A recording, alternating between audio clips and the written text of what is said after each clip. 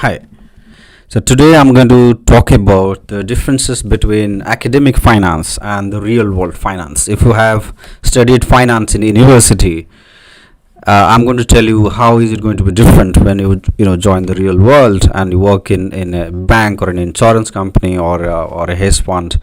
It's going to be quite different actually from, and a lot of things actually we have learned you have to unlearn, and a lot of the things that you think that you already know, you will come to know that you actually do not know much about that, right?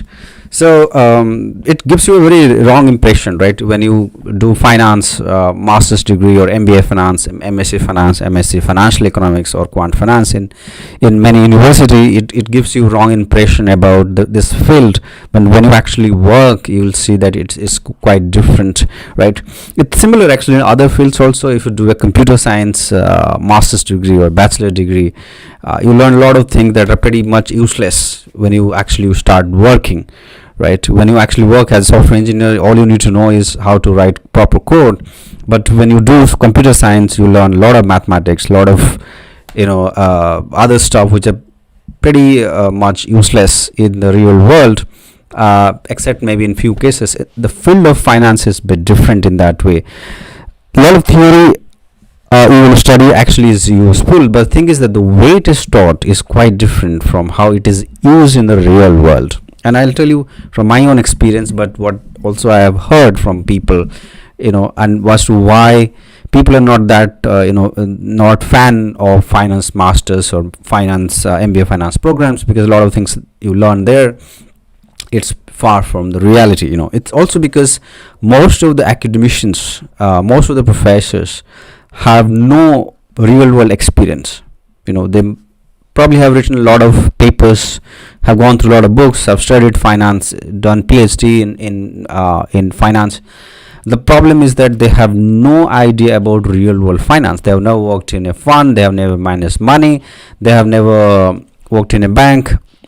So somebody, it's more like, somebody is a doctor and he has done he has done research on some surgery, but has never done a surgery himself. So how is it possible for him to teach how to do surgery, right? That's impossible. It's exactly the that with academicians, working in finance. Somebody who has never worked in the real world finance will never be able to tell you actually how it is used and applied in the real world. Right? Some professors do have some experience. They do consulting, especially in the management schools, but a lot of them haven't been very successful in the real world. One very famous example is that the LTCM, the big hedge fund in the 90s, was founded by Nobel Prize winning professors, and it did well for a couple of years, but then it went bankrupt, right? So the private companies, the real world financial companies, they are a bit reluctant to hire academicians, people who specialize in academic finance, simply because the perception is that once you are termed academic, you don't know much about the real world.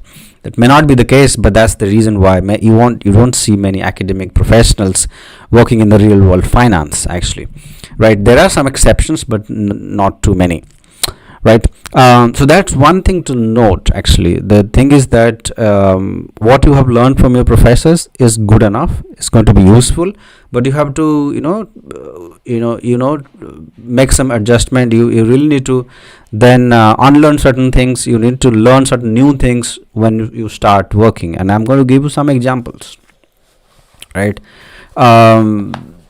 Okay, so one thing is, a topic that you might have studied in the field of finance is efficient market hypothesis, right? It's a very very talked about finance concept in master's finance courses. You spend probably a couple of weeks, couple of lectures, I think at least 5 to 6 lectures, just to learn this particular concept, right? There are debates also within the class as to, okay, it's good enough, good, some people talk in favor of it, and some people reject it. But when you work in the field of finance, actual finance, that's probably a pretty useless concept, right? It's good to know about that concept, But if you believe in that, then a lot of the things that you in the field of finance you will not do, because you don't look at that long term perspective about finance, and you don't go by that super theoretical perception about things. There's nothing wrong about this theory. It has got Nobel Prize for the one who actually formulated it. Problem is that if you take that very seriously, you will have problem. So you have to, and there are many such concepts, by the way. There are many such theoretical concepts in the field of finance that you really need to have to unlearn a bit, right? Other things being, for instance, if you do a quant finance program, you will learn a lot of mathematics, you will learn a lot of derivations, right? But who does derivation in the real world? Nobody does, right? It's good to have understanding of that, good to have the intuition behind the derivations, but you will not do derivations actually. But much of the time in the university is spent in deriving things, right? That's not going to be useful. While what is missed actually, how to implement, how to use in a real world scenario, how to use for a for a real world product, financial product, how do you use a pricing algorithm to price a real world derivative, how to take real world data, write a program, implement the algorithm. It's not taught. Even in the best of the best quant finance programs, I have heard that it's not taught in university, right? But that's exactly what matters, right? So that's other difference that you will come across. The third difference is that the data set that is used, right? In the academia, the data set used is very small, very clean data set from some public sources, right? And the problems that you tackle, they're very limited actually, because you don't have access to the proprietary data. Nobody will ever share proprietary data, the customer's data with anyone, right? So you will never get access to that when you are in a university. And the real world finance happens with real world data, customer data, proprietary data, something that you will never have access to if you don't work in a financial service company, right? And that's proprietary, so it will never be accessible to academicians. So the data they work with is not of good quality. A lot of the problems they work with are very too theoretical actually, right? Right. So you really need to, and also for I'll give an example of for example in quantitative risk modeling, right? You learn some risk modeling concept in university and you work on some problems, but you will never have access to actual risk modeling data, and that is a lot messy actually. Just data preparation itself takes years actually, right? That experience you will never get in university, because you will never have access to that sort of data. In fact, there is no such data available to the public. Only if you work for a big bank, you will have access to that, right? Similarly, if you are working with buy-side research firms, what are the things that you'll have access to a lot of internal information regarding the company that you are doing the research on from Bloomberg and all those places. That data you can get, but the thing is it's very expensive, and in many programs you don't have the money to actually get access to Bloomberg or other such data providers, right? So that is the difference in the data itself, right? It's a very applied discipline, right? It's not like theoretical mathematics or theoretical physics. It's finance is a very applied discipline, but the problem with finance is that there's no clear definition of what is finance, right? For a quant, it's quant finance, that's finance. For accountant, accounting is the finance. If you ask a valuation expert, he says valuation is everything about finance is all about valuation. I was listening to an economist, actually, was talking about modern finance. He said modern finance is about risk management. So there's no clear definition of what is finance. It's a very interdisciplinary field which has got things from mathematics, from accounting, from economics, from psychology, even behavioral finance, for example, right? So it has got a bit of everything, right? So if you do not have a proper definition of a given field, it's very difficult to justify things in a in a program, right? If you do masters in finance program, you will miss out on the quantitative part. You will do for accounting program, you will miss out on both the managerial finance, applied finance, but also the quant part. If you do a quant finance, you will miss out on the accounting and the more non-quant side of finance. Very difficult to do a master's degree which provides you all types of finance knowledge, right? So that's again a problem with the field of academia. But when you actually work, you will need bit of everything. Nowadays it's impossible to work in finance without having some quantitative skills. Even if you have top class quantitative skills, impossible to work in the field of finance without the knowledge of financial markets, without knowledge of regulation, without knowledge of macroeconomy, and so on and so forth, right? So the best advice for students would be that, okay, focus on whatever you are learning in university. That's important.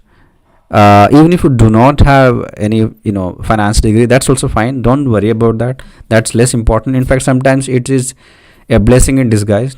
It's sometimes people prefer non-finance people for finance roles, so that you can learn. You don't have to unlearn. You don't have to put effort to unlearn things, because you're starting from scratch. So you don't have that academic baggage which needs to be removed once you work in field real world. So very important to first of all get some experience. I think getting experience is the best way. Learning on the job is perhaps the best thing in the field of finance for everything nowadays, but in the field of finance it's a bit more important. But at the same time, having some mentorship by someone is also quite important, simply because otherwise you probably will struggle. At least for the first few years you will struggle in the career, right? Once you work for a couple of years, 2-3 years, then you will get a sense of what you really like, whether you like it at all or not, what field of finance you like the most, and then you can venture into whatever you like. You can go into the quant side, but also go into the more business or front office side. You can be a trader, more of a relationship manager, whatever you want to be, you can be. There's no hard and fast rule. You don't have to just pursue one type of finance career. You can switch between these roles, right? So important thing is not to bunk classes if you're doing MBA finance or MSc finance, but at the same time don't be super overconfident. Don't think that you will outsmart people who come from non-finance background, right? And the ones who actually were interested in finance but do not have finance background qualification, don't worry too much actually. In fact, when I work, it's been over a decade now, I work with more non-finance people in finance compared to people having finance degrees, right? Right. In some places actually, in fact, there is a preference for non-finance people in the field of finance, especially on the quant side, right? So that's an important thing to know. And I wanted to share actually why how academic finance is different from real world finance, and what are the things that you need to keep in mind.